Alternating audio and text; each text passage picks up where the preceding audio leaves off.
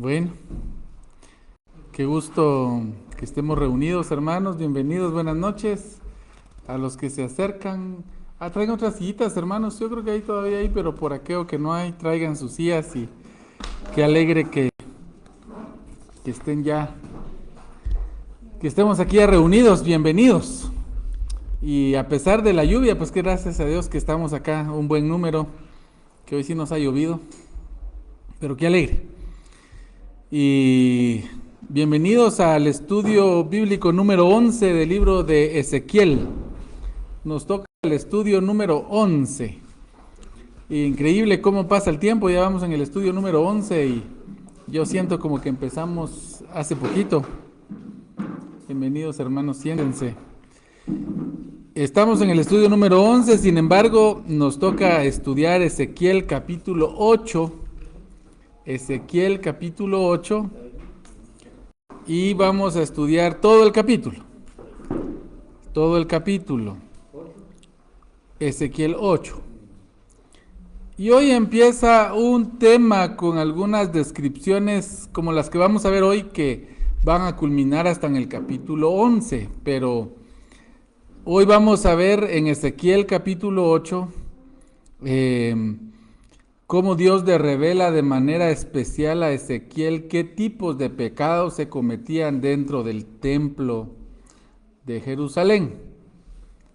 Y esto, hermanos, es de mucha enseñanza para nosotros, porque nosotros podemos tomar ejemplo. Recordemos que nosotros ahora somos templos vivientes del Señor y debemos aprender a cómo cuidarnos de tal manera que no caigamos en el pecado de contaminar el templo del Señor. Por supuesto que el Señor ya nos ha salvado, ya somos de Él, pero en nuestra vida diaria, en nuestro crecimiento espiritual, pues todavía tenemos necesidad de estar atentos y de poder nosotros tratar cada día de serles agradables al Señor. No para salvarnos, eso ya somos los creyentes en Jesús, ya somos salvos. Yo sé que a algunos les suena esto arrogante o tal vez presuntuoso, pero no nos basamos en algo que hagamos nosotros. La salvación es algo que hizo Cristo a favor nuestro. Así que lo podemos decir con toda confianza y alegría, porque es algo que Jesús hizo ya por nosotros y nosotros creemos en Él. Así que vamos a estudiar Ezequiel capítulo 8 y vamos a ver desde el versículo 1 hasta el 18. Por favor, inclinen su rostro y vamos a orar. Gracias, nuestro Dios, por todas las bondades que recibimos de ti. Gracias por el gusto de estar acá reunidos y el poder, Señor, participar de este estudio bíblico que tú nos das el gozo de ser parte. Gracias, Señor, porque tú nos das todo lo que tenemos y te rogamos que nos des la inteligencia, la sabiduría para poder discernir en tu palabra lo que tú quieres para nosotros. Ayúdanos a tomar ejemplo, Señor, y así poder serte agradables y servirte, Señor. Gracias en el nombre de Jesús. Amén. Muy bien. Entonces, aquí el capítulo 8 vamos a empezar viendo desde el versículo 1 y dice así: En el año sexto, en el mes sexto, a los 5 días del mes, aconteció que estaba yo sentado en mi casa, y los ancianos de Judá estaban sentados delante de mí, y ahí se posó sobre mí la mano de Jehová el Señor. Primero, número 1. En el año sexto y en el mes sexto. Hermanos, posiblemente esta visión tuvo que ver en un pequeño espacio entre los días que él estuvo recostado sobre su lado izquierdo y que después se pasó a estar recostado sobre su lado derecho.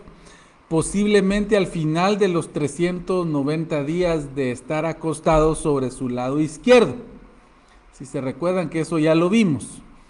Parece que acá está describiendo Ezequiel un evento que él vio en ese momento, en ese tiempo, por las fechas que él da. Más o menos, ¿verdad, hermanos? Viendo a la luz de los pasajes que ya estudiamos. Posiblemente esto lo hizo poquito antes de comenzar los 40 días que iba a estar recostado sobre su lado derecho, que simbolizaba la rebelión de Judá. Si se recuerdan, bienvenida doctora Bonilla, qué gusto que esté por acá. Entonces, para ubicarnos más o menos en lo que ya estudiamos, ¿se recuerdan de esa representación visual que hizo el profeta Ezequiel, que se recostó por 390 días sobre su lado izquierdo, simbolizando los 390 años que Israel estuvo apartado de él? Y estaba por empezar los 40 años que los 40 días que representan 40 años que iba a estar recostado sobre su lado derecho. Entonces, esto es para situarnos. Ahora, noten, hermanos, que él estaba sentado en su casa. Aquí es Ezequiel el que está hablando, dice, estaba yo en mi casa. Estaba sentado en mi casa. Entonces, hermanos, creo que ustedes pueden ver ahí cómo él describe el lugar de donde él está a punto de narrar esto que pasó. Ahora, noten también, hermanos, que dice que y los ancianos de Judá estaban sentados delante de mí. Y hermanos, qué aplicación tan bonita la que vino a mi corazón al ver esto, porque la casa de un siervo de Dios, hermanos, debe estar así, dispuesta a las personas que quieren venir a saber del Señor. Esta es su casa, hermanos, y ahí están sentados con él los ancianos de Judá. Hermanos, qué mejor que la casa de uno para recibir a nuestros hermanos en Cristo y hablar las cosas del Señor. ¿Para cuántas cosas abrimos nuestra casa, hermanos, y nos sentamos con las amistades? Para tanto, ¿verdad?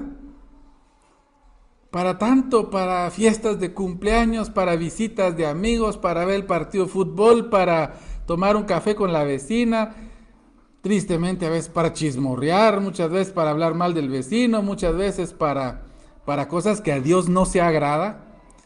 Pero en la casa de un creyente, hermanos, creo que lo número uno que deberíamos nosotros de tenerlo, y Dios nos ayude a quitar las otras razones que Él no se agrada, es para poder compartir la palabra del Señor con nuestros hermanos en Cristo. Así estaba Ezequiel, su casa estaba dedicada, hermanos, a esto. Ahí están sentados los ancianos de Judá delante de mí.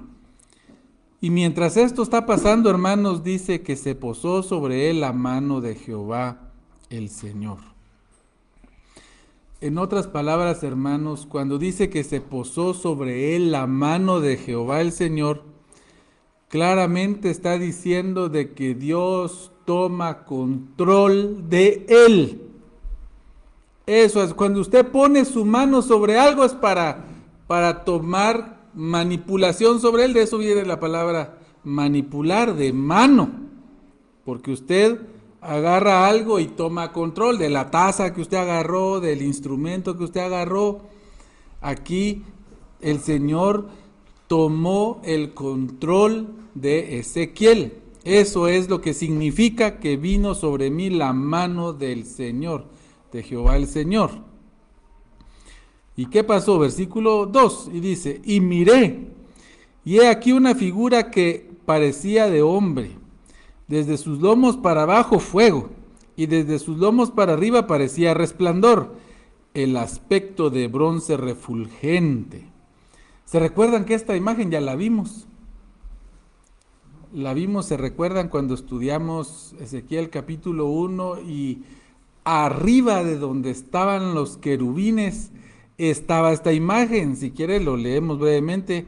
1:27 dice: vi apariencia como de bronce refulgente, como dice ahí, como apariencia de fuego dentro de ella y en derredor.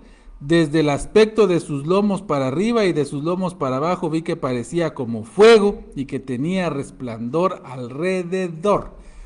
Y recordamos, hermanos, de que la conclusión que el mismo Ezequiel dio en ese capítulo es que esa era la gloria de Dios. Dios, hermanos, Dios. Dios. Y esa es la misma imagen.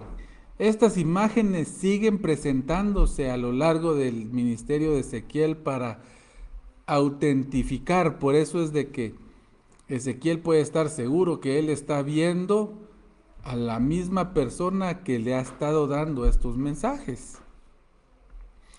Dice el versículo 3: y aquella figura extendió la mano y me tocó por las guedejas de mi cabeza, me tomó por las guedejas de mi cabeza, y el Espíritu me alzó entre el cielo y la tierra, y me llevó en visiones de Dios a Jerusalén, a la entrada de la puerta de adentro que mira hacia el norte, donde estaba la habitación de la imagen del celo, la que provoca a celos.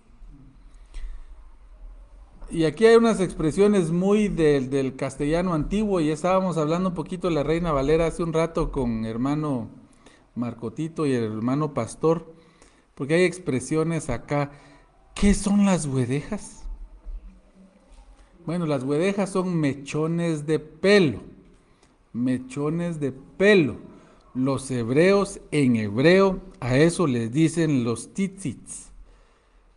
Y estas, hermanos, las dejaban en crecer principalmente en las orillas de su cabeza, en un acto de reverencia delante de Dios. Es una forma externa de representación de estar bajo el control del Señor. Los judíos ahora la usan un poco más exageradamente, pero los tzitzis, hermanos, sí lo tienen. De ahí lo tomó, hermanos, de las guedejas, de los tzitzis, de los mechones de pelo de su cabeza. Dice que lo tomó esta figura que dice en el 2. Y el Espíritu me alzó entre el cielo y la tierra. Obviamente, hermanos, él está entrando en lo que nosotros llamamos un éxtasis, o sea, una visión fuera de la realidad en la que él estaba. Posiblemente él se quedó ahí sentado y posiblemente, porque no nos dice todos esos detalles, ¿verdad? Pero en el gran contexto general del pasaje, parece que los ancianos judíos lo vieron ahí como que él se quedó reflexionando en lo que estaban platicando, o posiblemente en una actitud de oración, posiblemente, pero todo esto tampoco es de que estuviera imaginándolo, que eso también es diferente. Entrar en un éxtasis, hermano, significa que él está viendo en el ámbito espiritual algo que Dios le quiere revelar de manera especial a él. Y por eso dice, me alzó entre el cielo y la tierra. O sea, no lo llevó, hermanos, hasta el cielo, pero estaba por encima de la tierra. Y hermanos, esto es una cosa muy interesante, porque cuando se ven estas expresiones en que alguien está por encima de la tierra, hermanos, no tanto debe llamarnos la atención el hecho de que alguien está volando, por ejemplo, o está suspendido, sino que las cosas terrenales les son secundarias, inferiores, están por debajo de él. Y eso es algo que los creyentes deberíamos de aprender, hermanos, a vivir por encima de las cosas terrenales. Estas cosas que angustian a todo el mundo, las angustias de las cosas terrenales, que son vanas, que son pasajeras. Para el creyente Y yo no digo, hermanos, de que no le pongamos atención, que no trabajemos, que no destiemos cosas que nos sirven acá. Eso no. Lo que estoy diciendo, hermanos, es que uno está por encima de todo eso porque uno quiere estar más cerca de Dios. Es como que cuando uno está y todo lo demás no es que me sea indiferente, sino no tiene el valor de lo que tiene el tener una íntima relación con el Señor. Eso es alguien que vive por encima, hermanos, de las cosas físicas. Hay un canto que dice, pon tus ojos en Cristo, y lo terrenal sin valor será a la luz del glorioso Señor. Ese es el sentido que yo veo en esto. Cuando usted pasa problemas o pasa cosas en este mundo y a usted le cuesta superar algo o por ejemplo, dejar de desear cosas que se quedan aquí, hermanos, cuando sus ojos están en Cristo, esas cosas no es que no sirvan, no es que no las use, no es que no me den una alegría. No, el Señor mismo nos dijo que disfrutáramos las cosas, que Él las dejó para que las disfrutemos también. Si usted es incapaz de disfrutar las cosas sencillas de la vida, también la comida y todo, también no está bien. Pero me refiero a que eso para nosotros, a la luz de Dios, hermanos, es tan inferior. Deberíamos nosotros, hermanos, de vivir nosotros entre el cielo y la tierra, más con un pie allá que con el otro acá. Ahora, Dios sí nos quiere aquí en la tierra. Todo esto es porque también Él quiere darle mensajes para cosas que tienen que ver acá, y sobre todo para el bienestar de los creyentes, hermanos, para los que están pasando estas pruebas. Así que está entre el cielo y la tierra, y me llevó en visiones de Dios. Oiga, son visiones de Dios a Jerusalén. ¿Dónde estaban ellos? En Quebar, posiblemente a las orillas. Quebar se llama ese acueducto, pero la ciudad se llamaba, que no se les olvide, Tel Aviv. Tel Aviv se llama, Tel Aviv, el Tel Aviv original. Pero de allá, de Babilonia. Sí, Tel Aviv. Tel Aviv es un nombre antiguo, no de una ciudad en Jerusalén, en Israel, perdón, sino en Caldea. Y le llamaron así los hebreos. El moderno Tel Aviv no se llamaba Tel Aviv en los tiempos bíblicos, sino se llamaba Yafu, y era un puerto, y que todavía es un puerto importante, tal vez el más importante ahorita, o Haifa, no estoy tan seguro, pero son puertos muy importantes en Israel. Lo que quiero decirles es de que posiblemente Ezequiel se quedó ahí sentadito con los ancianos en oración, y el Señor lo está llevando en visiones hasta Jerusalén. A la entrada de la puerta de adentro que mira hacia el norte, hay una puerta del templo que mira hacia el norte, de donde vienen todas estas calamidades para Israel. Y dice que estaba la habitación de la imagen del celo. La imagen del celo. Y aclara Dios aquí, la que provoca a celos. Miren, hermanos, Dios ni siquiera le llama el nombre por el que le llamaban los judíos o los idólatras a esta imagen, sino le llama eso que me provoca a celos. Qué impactante es para mí ver eso, tal vez para ustedes también, pero Dios está diciendo, me da celos. Es duro. Nuestro Dios siente celos. Hermanos, no es una pasión humana. No es el celo que tiene una mujer del novio porque volteó a ver a una, no. No es en ese sentido, es el profundo amor que Dios le tiene a Israel, que le tiene a la casa de Judá. Y cómo ellos, hermanos, en lugar de honrarlo a él, están honrando a esta imagen. La puerta que mira hacia el norte. Ahora, ¿quién será esa imagen? Bueno, tendríamos que suponer, hermanos, porque no nos dice aquí, no nos dice qué imagen es. Pero sí hay historia, por ejemplo, si ven conmigo en Segundo Reyes 21:7, dice de Manasés, aquí está hablando de Manasés, ¿se recuerda de Manasés? Rey de Israel, hijo de Ezequías, que fue posiblemente, si no él, el segundo más malo rey que tuvo Judá.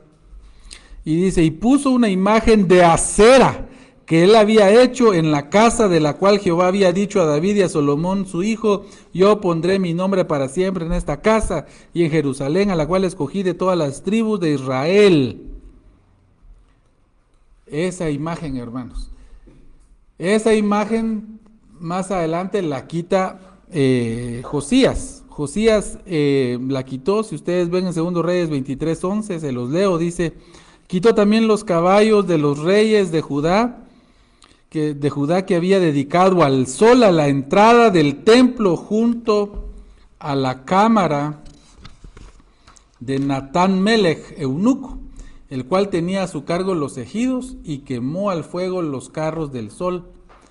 Pero hermanos, aparentemente después del tiempo de Josías esto fue nuevamente reinstalado. Recuérdense que había una serie de reyes que se levantaban con un gran fervor por servir al Señor, pero de ahí se levantaba un hijo a arruinar todo y a levantar imágenes otra vez. Y bueno, esto nos da luz, hermanos, porque nos dice por nombre el nombre de una imagen que posiblemente es la que pusieron ahí, la imagen de acera. Y dice el 4. Y aquí, ahí estaba la gloria del Dios de Israel como la visión que yo había visto en el campo. Otra vez la visión. Ahí sí está la gloria de Dios como la visión que había visto en el campo. ¿Se recuerdan la visión que vio Ezequiel en el campo? Es la misma que vio en el capítulo 1. Aquel trono móvil que estudiamos, que estaba compuesto y rodeado por querubines que están guardando la santidad de Dios. Unos querubines de menor grado que son los que dirigen hacia dónde se dirige. Ahora, pareciera que aquí el Señor le está mostrando cómo ahí estaba el Señor. Y Él lo está ubicando, ahí donde a la par de Él habían puesto, en el sentido, hermanos, de que el Señor sí puso su presencia ahí de una manera especial, pero ustedes saben que estrictamente el Señor está en todos lados, el Señor está aquí. Pero el Señor puso su presencia de una manera especial, su presencia Shekinah, dicen los hebreos, que era la presencia física de Dios en la tierra, en el templo. Y dice, he aquí, ahí estaba la gloria de Dios de Israel. Es la misma, hermanos, del trono móvil que habíamos visto ya. Versículo 5, y me dijo, hijo de hombre, alza ahora tus ojos hacia el lado norte. Y alcé mis ojos hacia el norte, y he aquí, al norte, junto a la puerta del altar, aquella imagen del celo en la entrada. Imagínense, hermanos. La entrada, hermanos. La entrada, no sé, pero en la entrada de un lugar, hermanos, nosotros siempre ponemos las cosas que son más, que dan la bienvenida, las cosas que ornamentan más nuestro hogar. No sé si ustedes han visto, pero en las casas españolas antiguas, incluso la entrada de la casa tiene una pequeña área donde usualmente ponen una pequeña fuente o ponen un área de una mesita con flores y es la bienvenida al lugar, lo que da pie a lo que uno se imagina que está ahí, cómo es la casa. Hermanos, en la entrada de la casa de Jehová, Manasés y Judá lo consintió, siguieron ahí, hermanos, lo que ponen es la imagen de acera, muy posiblemente de acera.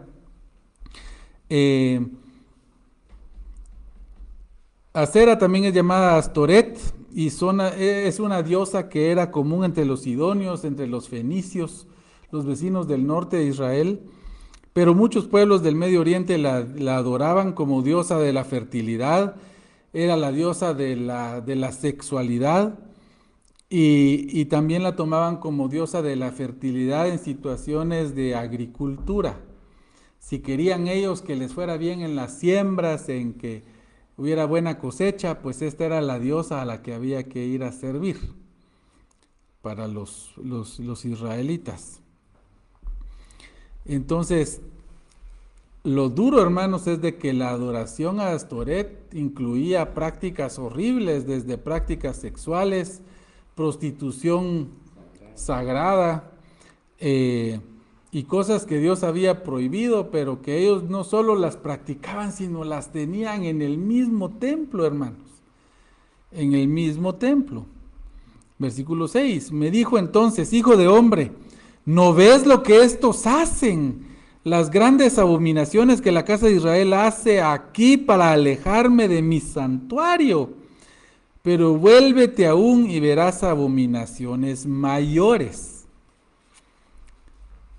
Entonces, Dios le está mostrando a Ezequiel y le dice, estos se esfuerzan porque yo me aleje de este lugar. Hermanos, dense cuenta que cuando nosotros le ponemos otras prioridades a Dios en nuestra vida, Él se aparta. Él se aparta. A veces yo me topo con hermanos que dicen, pero yo no veo que... Pero no le dedican tiempo al Señor. No leen su Biblia, no quieren ir a la iglesia, no están tratando de conocerle mejor, ya no hablamos de Él con otras personas. Miren, hermanos, es triste ver, hermanos, cómo nosotros mismos no es que espantemos al Señor, sino le damos prioridad a otras cosas. Y así dice Dios, ¿no ves que estos hacen las grandes abominaciones que la casa de Israel hace aquí para alejarme de mi santuario? Alejarme de mi santuario. Dios, hermanos, está demostrando qué es lo que lo aleja de tener una íntima relación con Israel. Pero Dios dice, pero espérame que hay más. Dice, hay más, verás más cosas, dice. Versículo 7. Y me llevó a la entrada del atrio y miré, y he aquí en la pared un agujero. En la entrada, hermanos, del atrio, si ustedes se recuerdan cómo es el templo, ustedes tienen el templo enfrente, el atrio está enfrente de la puerta ya del lugar santo, y esta era una pequeña, no una pequeña, pero es una entrada que a los lados, hermanos, tienen habitaciones. Generalmente son las habitaciones de los sacerdotes, aquí a los lados, en donde ellos pues ahí se alojan para el servicio de la casa de Dios. Y dice que ahí, hermanos, había un agujero como aquellos agujeros que están en la puerta, que usted se acerca para ver ahí qué hay, ¿verdad? Esos agujeros que uno se acerca para ver qué hay, si uno ve algo ahí, o para espiar. Ahí había un agujero para espiar. ¿Pero viendo para el lugar santo? No, para las habitaciones. Las habitaciones. Dice, porque esto lleva a un lugar oculto que tenían ellos ahí dentro del complejo del templo, pero no en el lugar santo, sino esto es en la explanada del templo, donde está el lugar de los sacerdotes. ¿Sí? Y hermanos, miren, esto también nos dice a nosotros, para Dios nada está oculto, hermanos. Es cierto que aquí simboliza un pequeño agujerito donde Ezequiel puede ir a ver qué está pasando, pero Dios sabe, hermanos, lo que nosotros hacemos en nuestra cámara más oculta. Lo que piensa nuestro corazón, nuestra mente, en lo más privado de nosotros. Dios lo ve, hermanos. Y Dios no necesita un agujerito. Él puso ese agujerito para que vea a Ezequiel. Y dice el 8, y me dijo, hijo de hombre, cava ahora en la pared, y cavé en la pared, y he aquí una puerta. Ahora, no es de que él volvió ese agujero una puerta, sino que al pasar ahí y a entrar ahí había una puerta secreta, algo que llevaba a un aposento oculto, a una habitación oculta. Dice el 9, y me dijo, y me dijo luego, entra y ve las malvadas abominaciones que estos hacen ahí. Las malvadas abominaciones que estos hacen ahí. ¿Qué será? Bueno, primero entendamos qué son malvadas abominaciones. La palabra aquí es la palabra toevá en hebreo. Toevá significa actos repugnantes o actos detestables, o sea, Dios lo detesta, lo que se ve ahí es repugnante para el Señor. Y dice el 10, entré pues y miré, y he aquí toda forma de reptiles y bestias abominables, y todos los ídolos de la casa de Israel que estaban pintados en la pared por todo alrededor. Tenía ahí, hermanos, una colección de ídolos, un panteón, dirían los romanos, donde están representados todos sus dioses, de ídolos. Y sus ídolos, hermanos, van desde reptiles, bestias abominables, y todos los ídolos que ellos tenían, los tenían pintados, hermanos, en las paredes. O alguien podría decir, bueno, tal vez solo son adornitos los que pusieron ahí, no. Por cierto, en los 10 mandamientos, hermanos, y en el Antiguo Testamento vemos muchas veces que Dios llama a no hacerse ídolos tallados, ¿verdad? Que son bultos. Pero aquí podemos ver cómo Dios equipara eso. Porque hay algunos hermanos que dicen, ya ven, no, Dios dice bultos, pero pinturas no. Pinturitas así, un dibujito, eso no es tallado, no es algo que se hizo con forma de un busto, ¿verdad? Así. No, aquí Dios está hablando de pinturas, están pintadas en la pared. Y dice por todo alrededor. Dice el 11. Tengo duda porque dice ahí ídolos de la casa de Israel. Ídolos de la casa de Israel, o sea, son ídolos que los israelitas ya los habían adoptado como propios. Mi versión dice, mira, también vi y ve esos ídolos a los que rendían culto el pueblo de Israel. Ya lo volvieron Mi Dios, ya lo decían ellos, son mis dioses. Los tienen ahí en la casa de Jehová, ya están ahí como parte, o sea, el templo de Dios es nuestro Dios, es el Dios de Israel, pero estos dioses también son nuestros dioses. Pero no lo tienen tan público, lo tienen en una cámara secreta, pero allí ya. Y dice el 11, y delante de ellos estaban 70 varones de los ancianos de la casa de Israel, y Jaazanías, hijo de Safán, en medio de ellos, cada uno con su incensario en su mano, y subía una nube espesa de incienso. O sea, hermanos, estaban activamente quemando el incienso a estos ídolos. Ahí. Ahora, estos 70 ancianos, hermanos, representan la autoridad de Israel, posiblemente sacerdotes, pero el que llama la atención ahí es Jaazanías. ¿Y por qué a nosotros no nos hace clic ese nombre? Jaazanías. ¿Quién será? Miren, hermanos, la corrupción era tal que hasta los que eran considerados como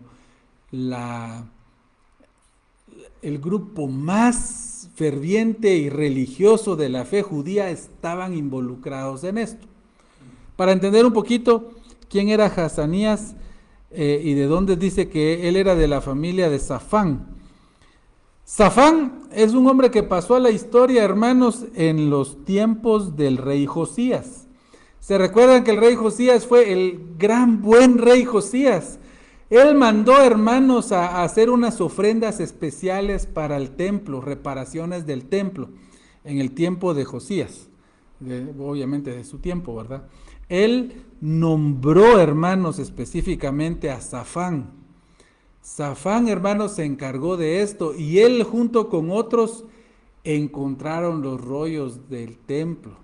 Y ahí, hermanos, ellos fueron parte del gran descubrimiento de la ley y ellos fueron parte de regresar a Israel, a todo Judá, a la verdadera adoración de Dios. Les leo breve ahí en 2 Reyes 22:3, solo para que ubiquen a Safán. Dice 2 Reyes 22:3: a los 18 años del rey Josías envió el rey a Safán, no se llama a Safán, sino envió a Safán, hijo de Azalía, hijo de Mesulam, escriba, a la casa de Jehová. Así que él fue parte de esa gran restauración, hermanos. Su nombre pasó a ser prominente. Entonces, hermanos, aquí estamos hablando de los descendientes de estos grandes siervos de Dios. Eso es como que dijéramos hoy, bueno, tal vez no nos suena tan así, pero y el hijo del pastor fue el que lo encontramos ahí en alguna cosa, ¿verdad? Yo sé que tristemente ahora tenemos otros dichos con respecto a los hijos de pastores, ¿verdad? Pero no, las hijas de nuestro pastor son muy buenas, pero ustedes saben, hermanos, de que si vemos al hijo o a alguien muy cercano al pastor o a un líder de la iglesia ir en mal camino o en algo así, nos quiebra. Uno sabe, hermanos, de que son humanos también. Uno sabe que ellos también están sujetos a luchas, tal vez más que nosotros, porque el enemigo sabe que si hace caer a un líder, a un pastor, hermanos, tambaleamos todos, porque nos duele, nos decepciona, Miren, hermanos, aquí lo que está mostrándole el Señor a Ezequiel es cosas de que tal vez ni lo sabían con mucho detalle los judíos que están ahí, y es que la corrupción de la idolatría había penetrado, hermanos, a los grupos que tradicionalmente para esa época eran más considerados, más piadosos, acorde al servicio de Dios. Por eso, por nombre, el Señor le hace ver ahí a Ezequiel, a Hazanías, hijo de Safán, imagínate. Eso es lo que ahora a nosotros nos hace clic ya de qué está hablando, porque lo hemos sufrido en algún momento, o si no directa e indirectamente, hermanos, cuando algún nombrado político guatemalteco gritando por todos lados que es evangélico, que es cristiano, y ahí lo vemos que es igual o a veces peor que los que dicen que no en sus cosas que hacen, y cómo nos quiebran, ¿verdad? Ya tuvimos un presidente que era hasta pastor y está en el exilio. Bueno, triste, hermanos, cómo la situación puede ser. Ahora, hermanos, esto también nos debe dar lecciones a nosotros para tener siempre presente nuestra lealtad, nuestra devoción y nuestra perseverancia debe estar basada en nuestro Dios y no en nuestros líderes. Nuestros líderes nos pueden fallar.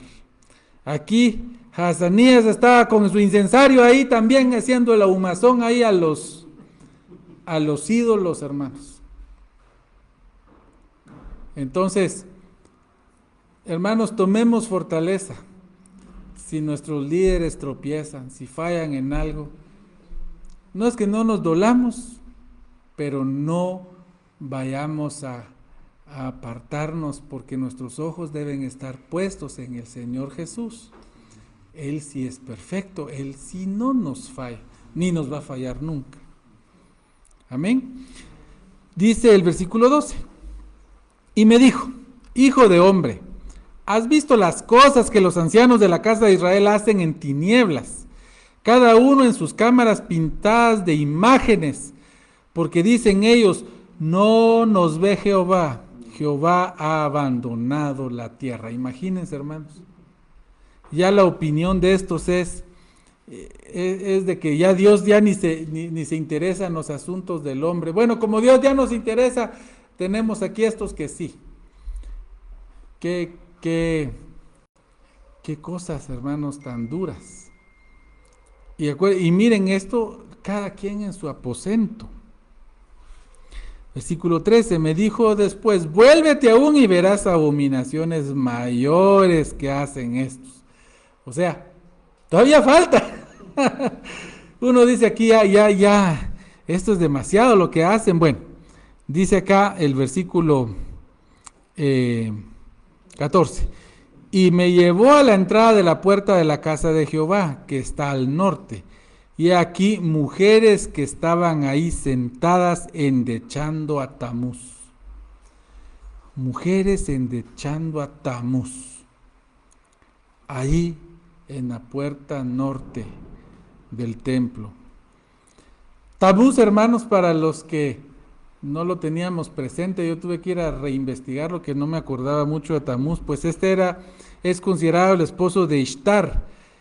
Y hermanos, su forma característica de ser un dios pagano, ¿verdad? Es de que él al morir, porque este dios murió y se convirtió en el dios del Averno, o sea, el dios del lugar a donde van los muertos, algo tipo el Hades de los griegos. Este era el dios de los muertos, Tamuz. Los griegos a también le llaman Adonis, y su muerte representa el final del calor. Y ellos esperan que él resucite para la primavera. Entonces, ¿por qué están endechando a Tamuz? Porque estas mujeres, esa es la forma de adorar a este Dios, llorar cuando muere. Y esas endechas van a hacer de que él resucite en primavera nuevamente, hermanos, para darle las bendiciones que ellos piden. Ahora, depende qué tanto lo hayan endechado, así son las bendiciones que este Dios les trae. Y estas son mujeres. Ahora, noten aquí por qué Dios también está hablando de esto, porque ya habló de hombres, ya habló de ancianos. Hermanos, aquí está hablando también de mujeres endechando a Tamuz. Dice versículo 15, luego me dijo, ¿no ves, hijo de hombre? Vuélvete aún, verás abominaciones mayores que estas. Y sigue, hermanos, el Señor mostrándole a Ezequiel, 16. Y me llevó al atrio de adentro de la casa de Jehová, y he aquí junto a la entrada del templo de Jehová, entre la entrada y el altar, como 25 varones, sus espaldas vueltas al templo de Jehová y su rostro hacia el oriente, y adoraban al sol postrándose hacia el oriente. Como ahí están adentro de la explanada del templo, ahí están donde está el atrio, que es el altar. Aquí hay un espacio y aquí está ya la mera entrada, ya la entrada al lugar santo. En ese espacio, que deberían estar en dirección a donde está el lugar santo, porque hacia ahí es donde se oraba, como Dios mandó, le están dando la espalda y están adorando al sol. Ahí mismo, hermanos. O sea que ese lugar, el lugar santo está dando para el occidente. Si están dada la espalda al oriente, están yendo al oriente. Sí, tendría que ser. Tengo que verificarlo, pero me parece que está en lo correcto. Dice, y adoraban al sol postrándose hacia el oriente. Ahora aquí hay que entender unas cosas, hermanos, porque la palabra adorar es una palabra aquí diferente a la que se usa usualmente cuando se habla de adorar a Dios. Aquí la palabra adorar es una palabra que está compuesta de dos palabras hebreas, mishhitim y hatahavim. Estas dos palabras son las que se tradujeron acá como adorar. Dice, adoraban al sol postrándose hacia el oriente. Pues uno se imagina, están adorando, sí, pero Dios está usando una palabra aquí especial para decir adorar, porque está describiendo qué es lo que están haciendo. Y esto es muy interesante porque esto nos sirve a nosotros hoy. Dice, la palabra adorar aquí significa destruir y adorar simultáneamente, que significa, en otras palabras, que lo que yo estoy venerando es cabal lo que a mí me va a destruir. Eso es lo que significa. Cuando yo estoy inclinándome en reverencia, eso es lo que me va a destruir. Cuando estoy adorando, es lo que me va a destruir. Y eso estaban haciendo ellos con el templo. Cuando ellos se veneraban al sol, estaban deshonrando, estaban destruyendo el culto a Jehová.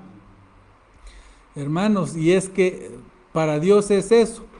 Cuando nosotros nos postramos en adoración a algo que no es Dios, sepa por seguro que eso que usted piensa que es para que nos dé alguna cosa satisfactoria, es lo que nos va a destruir.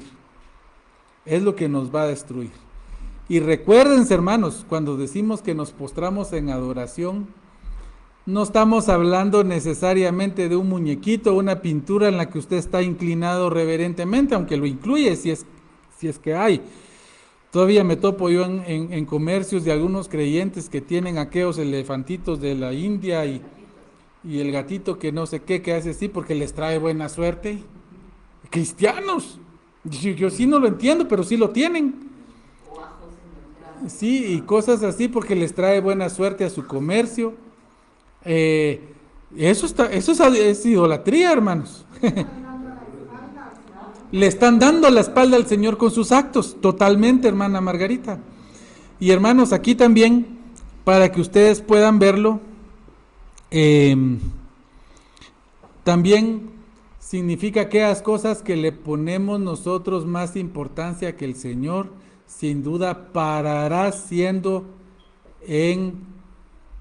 estar actuando en contra de uno mismo. Lo que nosotros le damos más importancia que a Dios, hermanos, va a redundar en irnos mal. El Señor debe tener el primer lugar en todo lo que hacemos. No solo en la iglesia, en todo. Cuando usted haga cualquier cosa, mi Dios llevará honra con esto. Sí. Y hay cosas en las que uno dice, bueno, Dios no se va a molestar si yo pinto mi casa de verde o de anaranjado, ¿verdad? El Señor no quiere controlarlos en ese nivel, pero hermanos, hasta en todo lo que hagamos, veamos, ¿le vamos a dar gloria al Señor o no? Versículo 17, vamos a terminar. Hay que ponerse el tecito. Ya, gracias. Dice, y me dijo, ¿no has visto, hijo de hombre? Es cosa liviana para la casa de Judá hacer las abominaciones que hacen aquí.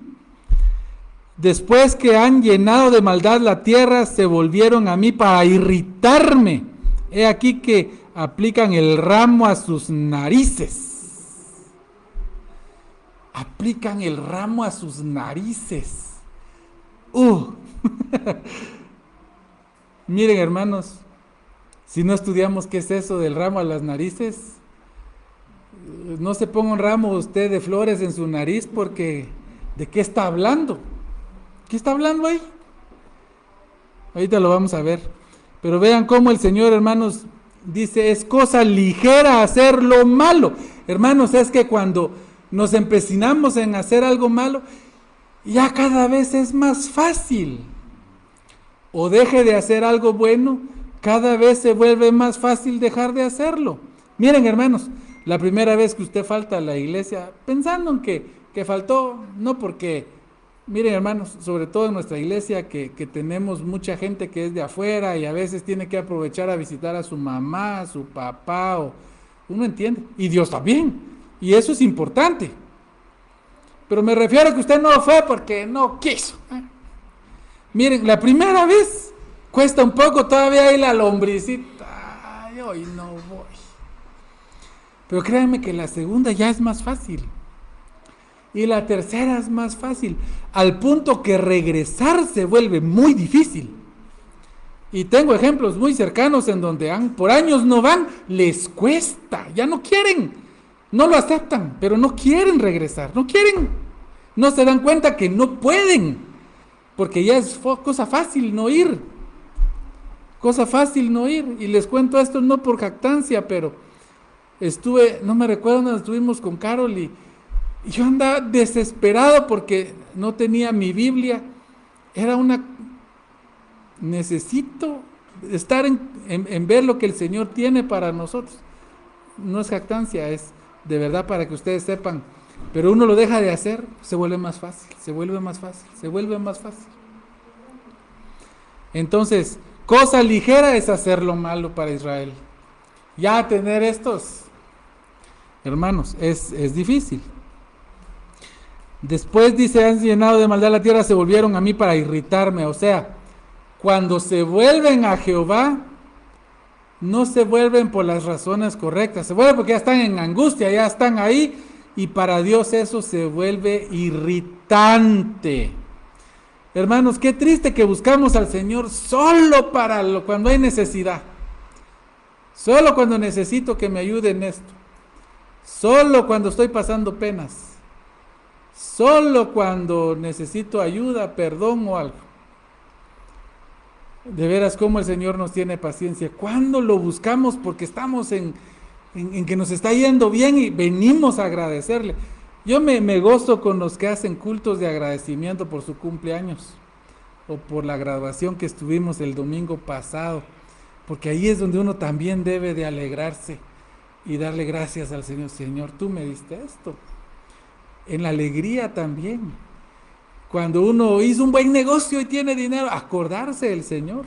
Gracias, Señor, una ofrenda especial para tu obra.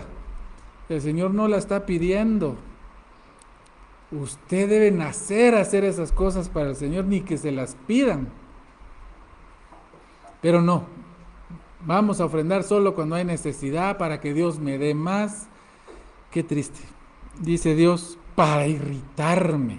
Para eso se vuelven a mí. Irritarme. He aquí que aplican el ramo a sus narices. Bueno, llama la atención esa expresión. Miren, hermanos, aquí están ustedes frente a una de las 18 enmiendas oficiales que hicieron los antiguos escribas hebreos de las Escrituras. Porque aquí las dos palabras son difíciles, pero veamos primero la palabra nariz. Sus narices. Fíjense, hermanos, de que así dice nuestra traducción, porque así la pusieron los hebreos, la traducción la tenían como sus narices. Usaban la palabra hebrea apam. Apam significa sus narices, o la nariz de ellos, ¿sí? Mientras que tuvieron ellos que retractarse y reconocer que lo habían hecho, porque el contexto y todo acá es muy duro, pero debería de haberse traducido api, o sea, mi nariz, la nariz de Dios, porque aquí están hablando de Dios, la nariz de Dios. Ahora ustedes dirán, bueno, ¿y eso qué tan duro? Es que esto es muy duro. Los hebreos lo cambiaron porque es muy ofensivo. Es muy ofensivo. Esto es escandaloso, muy terrible. Ahorita lo van a entender por qué. Por la palabra ramo. Aquí que dice ramo, hermanos. La palabra ramos significa, es la palabra, y esto lo comenta Rashi, que es un erudito hebreo. Rashi dice que la palabra rama viene del hebreo semorá. Semorá significa rotura de viento o ventosidad. Ventosidad, o sea, como que estuvieran ellos haciendo una ventosidad a la nariz de Dios. ¿Entienden lo feo? Bueno, pero esa es parte de la interpretación de Rashi, pero Rashi dice es una posibilidad, pero es que la palabra rama, semorá, tiene una pequeña variante que también es una forma vulgar hebrea para referirse al falo, o sea, al órgano sexual masculino. como que si le dieran en la nariz a Dios con su órgano genital. Así de horrible. Es lo que dice esta expresión acá. Sea una o la otra, hermanos, es una falta de respeto profunda a Dios, hermanos, lo que los hebreos decían y lo que Dios está diciendo, porque es Dios el que lo está diciendo. Podríamos decir aquí que aplican sus gases ventosos a mi nariz. ¿Entienden ahora lo terrible que esto es y por qué esta es una de las 18 enmiendas que los rabinos se debatían si ponerlo literal o no? Pero sea como sea, hermanos, qué duro, sí, hermano, ¿no? Sí, yo pensé que como el humo irrita los ojos, entonces yo estaba pensando en eso que El ramo de sus narices, sí. Aquí se refiere a las ventosidades, o sea, a los gases intestinales, hermanos. O sea, esto pues, vean ustedes qué falta de respeto el que Dios está sintiendo o está viendo de parte de su pueblo. Y Rashi tristemente se inclina más por la estructura hebrea, que yo no la entiendo, hermanos, solo les digo lo que el comentarista dice. Se inclina más a que se refiere al órgano reproductor masculino. Imagínense. Ya vamos a terminar. 18. Pues también yo procederé con furor, no perdonará mi ojo, no tendré misericordia, y gritarán a mis oídos con gran voz, y no los oiré.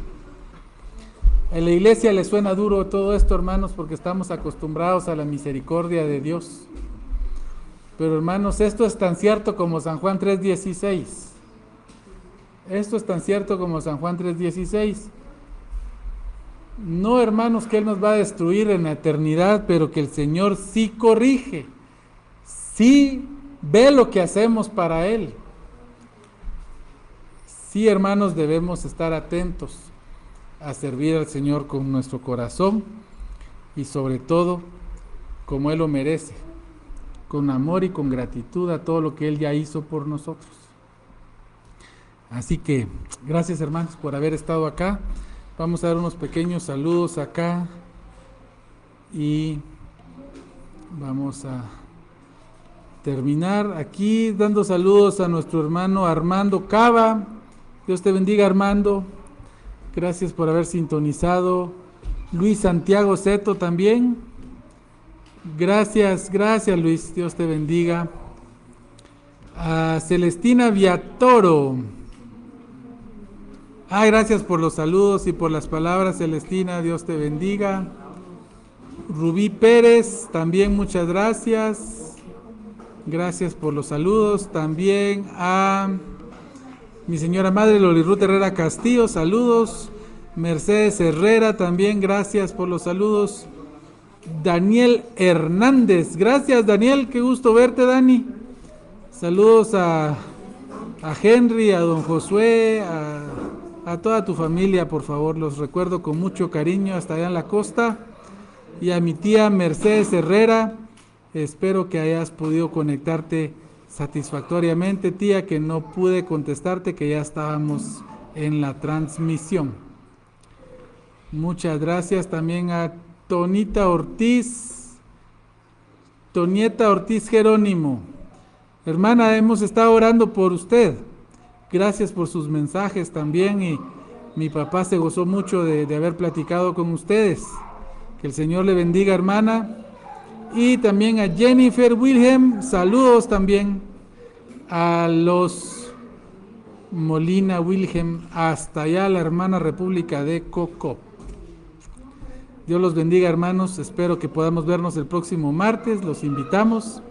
Muy buenas noches.